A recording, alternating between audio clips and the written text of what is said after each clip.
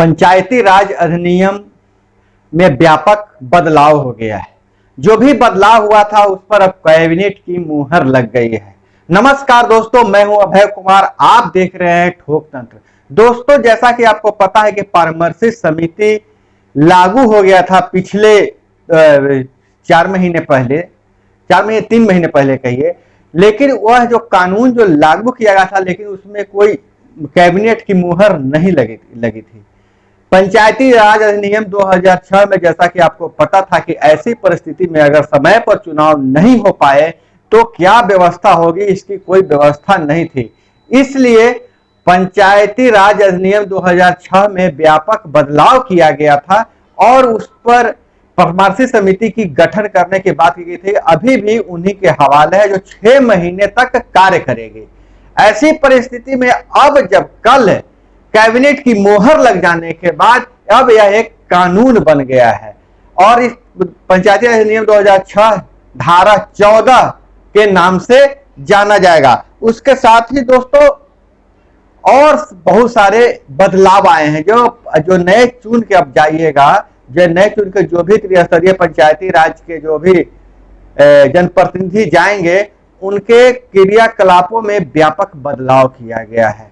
अब बहुत सारे हो सकता है कि अधिकार, पहले आपको लगता था कि बीडीओ साहब निर्वाचित पदाधिकारी होते हैं, निर्वाचित पदाधिकारी तो होते ही हैं, मतलब कार्यपालक पदाधिकारी होते थे, लेकिन अब बीडीओ साहब का भी अधिकार सीमित कर दिया गया है और जिला में डीडीसी साहब का भी अधिकार सीमित कर दिया गया है। डीडीसी को अलग मुख्य कार्यपालक पदाधिकारी की तैनाती में जुड़ा विधेयक मंगलवार को विधानसभा में पास हो गया है। पंचायती राज मंत्री सम्राट चौधरी ने कहा कि नए मुख्य कार्यपालक पदाधिकारी की बहाली जल्द होगी। तो आप समझ जाइए कि अब पंचायतों के काम काज देखने के लिए अलग से कार्यपालक पदाधिकारी की बहाली होगी। हालांकि इसके लिए जो बीडीओ हैं, मतलब जो पंचायती राज व्यवस्था में और देख रेख करते थे बीडीओ, अब उनका कुछ जो पावर है से कम गया, उनका दखल कम जाएगी। इसके लिए उनका संगठन अलग से यह मांग कर रहा है कि नहीं, बीडीओ को मतलब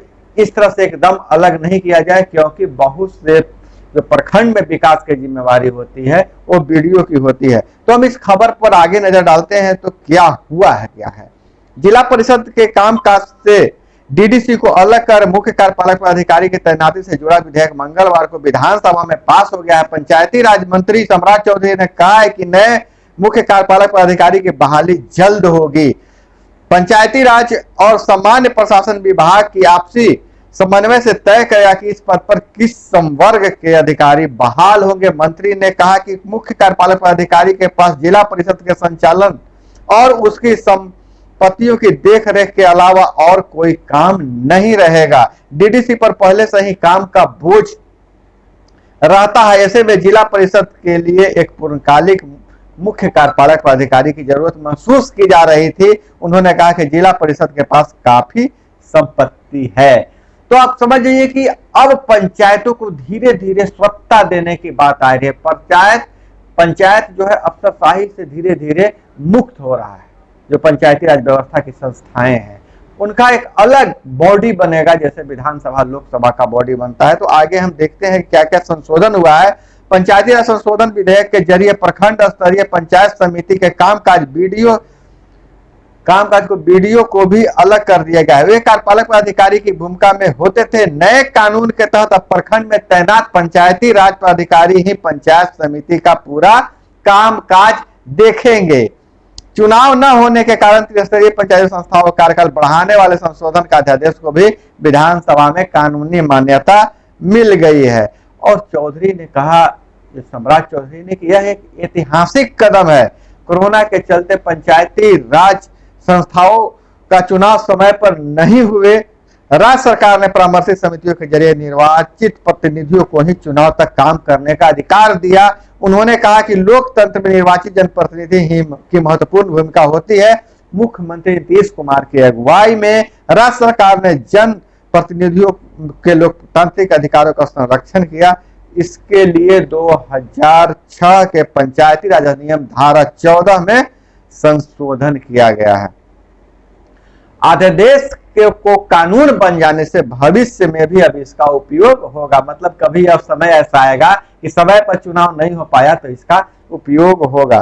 तो दोस्तों यह थी, आप समझ सकते हैं कि जो पंचायतों को अब कितनी सत्ता मिलने वाली है। पंचायत स्वतंत्र रूप से काम काज करेंगे।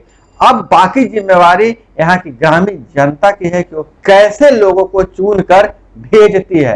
तो दोस्तों यह महत्वपूर्ण जानकारी आपको बहुत जरूरी है जानना।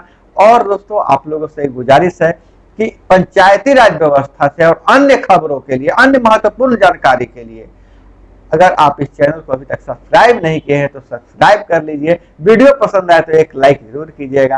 कमेंट करके बताइए यह जानकारी कैसी लगी और आप क्या जानना चाहते हैं। तो दोस्तों विदा मिलते हैं अगले वीडियो में। जय हिंद, वंदे मातरम।